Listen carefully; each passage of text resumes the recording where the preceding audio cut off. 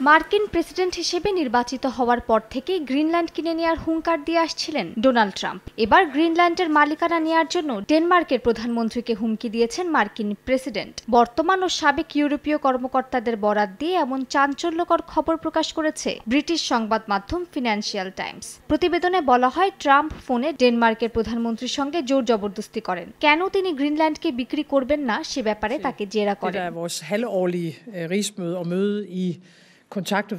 গ্রিনল্যান্ডের মালিকানার ইচ্ছা ছাড়াও ক্ষমতায় বসেই বেশ কিছু কঠোর সিদ্ধান্ত নিয়েছেন ট্রাম্প। এর মধ্যে বিশ্ব স্বাস্থ্য সংস্থার সদস্যপদ প্রত্যাহার করে নেন তিনি। তবে শনিবার লাস ভেগাসে এক র্যালিতে পুনরায় WHO-তে যোগ দেওয়ার সম্ভাবনার কথা জানান তিনি। এই সময় তিনি জানান, এই সংস্থায় 32 কোটি জনগণের দেশ যুক্তরাষ্ট্র $50 কোটি অনুদান দিচ্ছে, আর 140 কোটি জনগণের দেশ চীন মাত্র $3.90 লাখ অনুদান দিচ্ছে।